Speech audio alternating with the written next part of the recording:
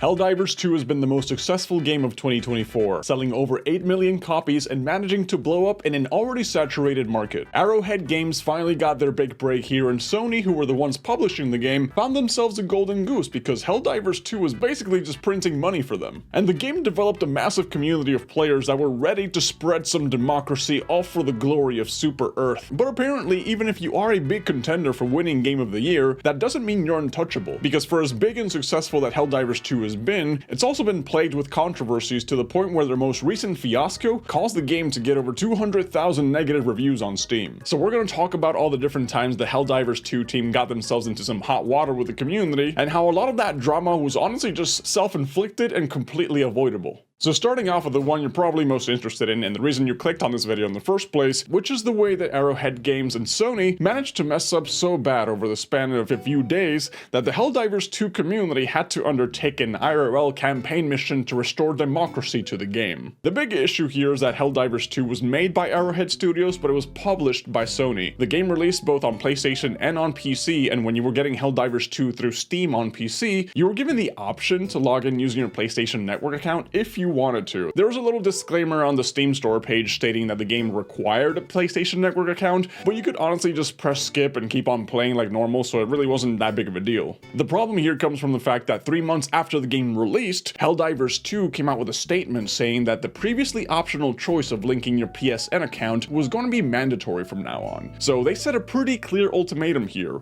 Either you use the PlayStation Network to log in and play the game, or you can't play the game anymore, even after you bought it. And obviously this new update was really not well received by the PC community, since they saw a requirement as both unnecessary and invasive, and if you didn't need it before, then why are you trying to get it now? Like what changed? What's the difference? There was a camp of people saying that the new PSN update really didn't mean anything significant, since it just took you like 5 minutes to make an account in order for you to keep playing, so it really wasn't that big of a deal. But there was also a camp of people saying that they just didn't like having their information linked to PlayStation, because Sony has had a terrible track record over the years of having their data breached and information hacked, so a large portion of the community just did not want to be associated with that. But the bigger issue here, and the main reason why this update just made the community go nuclear, is that if you were living inside a country where PlayStation Network was not available, then you would not be able to play the game anymore whatsoever, even if you already owned it. There's currently 177 countries where PlayStation Network isn't supported, so if you lived in one of those countries and you purchased the game,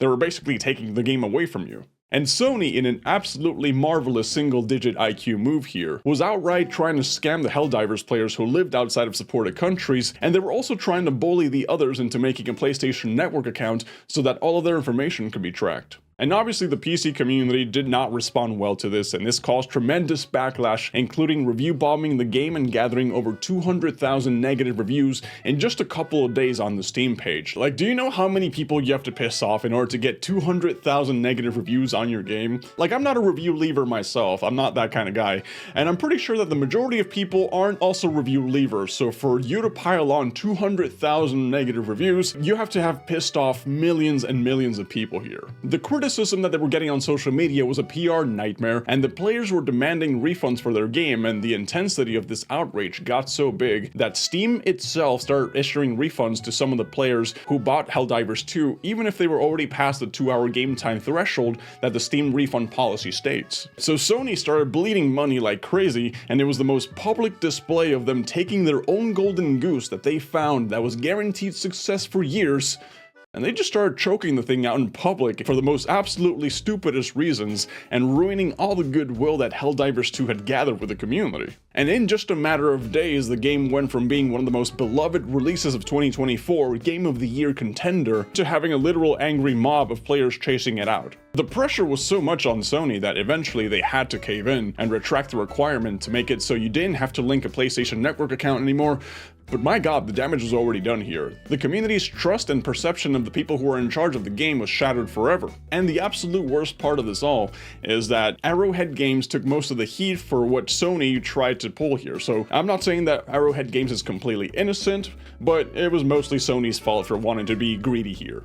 At the time of this recording, there still hasn't been confirmation of what's going to happen to those people who live outside the countries where PSN isn't supported. The CEO of Arrowhead Games himself has said pretty clearly that he has no idea what's going to happen. It's all Sony and whatever Sony decides to do. But the game was delisted from the Steam page on those countries with no indication of coming back anytime soon either. And sure, Arrowhead Games did get thrown under the bus here, but that's not to relieve them of all responsibility because Sony messed up, but Arrowhead Games, the CEO, came out with a statement saying that he was aware of the PSN linking requirement 6 months before it happened. And some of the lead positions in the game were also aware and did absolutely nothing to prepare for how to handle the community backlash. In fact, some of them actually made it worse. And that actually leads to the other point of controversy that's been surrounding Helldivers 2 since the beginning, and if I had to give an award for the worst management of self-inflicted PR disasters, then I think Helldivers 2 would probably be a top contender, because man, some of the people behind the game just do not know how to handle social media interactions with the community. And some of them have actually managed to royally piss off some of the community members, and I don't mean this by just throwing out, simple updates here and there that the players weren't happy about, because, obviously that happens. But no, what I'm actually really talking about here is how the development team, the moderators, and the community managers have responded to comments in social media. Man, watching you all cry amuses me so much. I'm feeding the rage a little for my own entertainment here, just so you know. I thought you were refunding and leaving? These have been some of the responses from Arrowhead Games to the community regarding people criticizing some of the balance changes that have happened in Helldivers 2, among other things. But during the first round of balance patches, Helldivers 2 took a shot at nerfing the railgun, the breaker, and the shield generator backpack, and when the community started asking questions, the developer commented saying that they were just making the most brainless playstyles less viable. So basically stating that you were just there to feel the fire and get a kick out of pissing people off, as well as calling certain playstyles brainless that you yourself implemented, so you were the ones who made it brainless, and just referring to the community in such an inflammatory manner is obviously not a very good look for the game, because you're actively being dismissive and provocative towards the community that's playing your game. That really just doesn't have a good look on how the studio views the very player base that made them an overnight success in the first place. But some of the people who are in charge of managing the Helldivers 2 community and making sure that everybody's happy have actually been called out for mocking player complaints and enjoying the community's negative reaction to whenever a change has been going on. Especially during the PlayStation Network fiasco, a lot of these people who were supposed to be the ones in charge of community engagement and help put out the fires were actually the ones just antagonizing the player base, and it's like they were cheering on the downfall of the game, and you must really hate the people who play your game, and it just seems pretty clear that some of the people who work for Helldivers 2 don't seem to have the game's best interest at heart. Well, let me just say that the CEO has been putting in a lot of work to try to do damage control for what his team has been doing. Like, you see him on social media constantly apologizing for the way that his people are behaving, for some of the changes that affect the player base, and just like based on the way he conducts himself on social media, the guy seems like he has a really big passion for the game and genuinely loves it. And seeing how his developers, his Discord mods, and the community managers are just burning bridges every chance they get is honestly pretty sad to see. Okay, so let's talk about a completely separate issue here that people have been on the fence about ever since it became a thing, but there have been some debates on how the microtransactions and monetization models inside Helldivers 2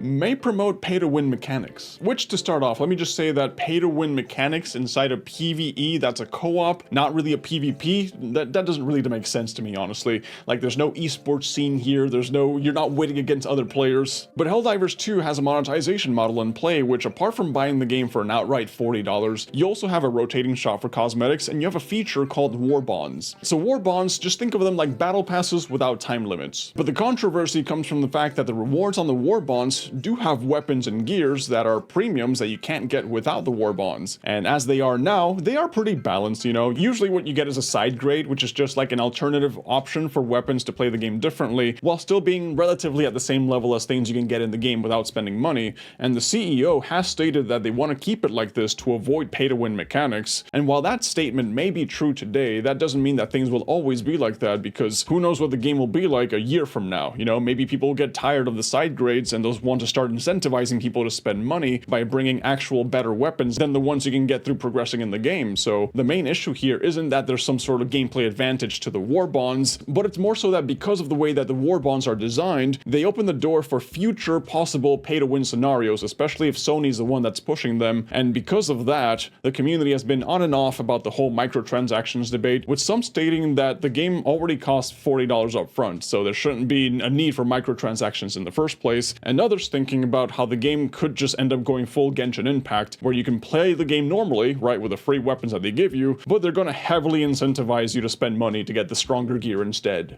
So despite the fact that Helldivers 2 has seen some of the craziest numbers in player base, and it's managed to develop some of the most dedicated community of players, that doesn't mean that you're untouchable, because if you take that success for granted and you let that fame go to your head, that can easily just all be taken away from you. So I don't think that this is the last time we'll see Helldivers 2 get into some hot waters with the community, and hopefully they'll be able to restore the trust of the player base, not by commenting random stuff on social media, but with actual tried and true positive updates to the game. They just gotta stay off social media. You know, forget about being respectful, forget about being positive and uplifting. No, screw that. Just get out of social media. That's all I would say. Just stop commenting whatsoever. Just throw out balanced updates, let people talk for themselves. But yeah, that's all I really want to talk about with you guys, so thank you guys for watching, and I'll catch you on the next one.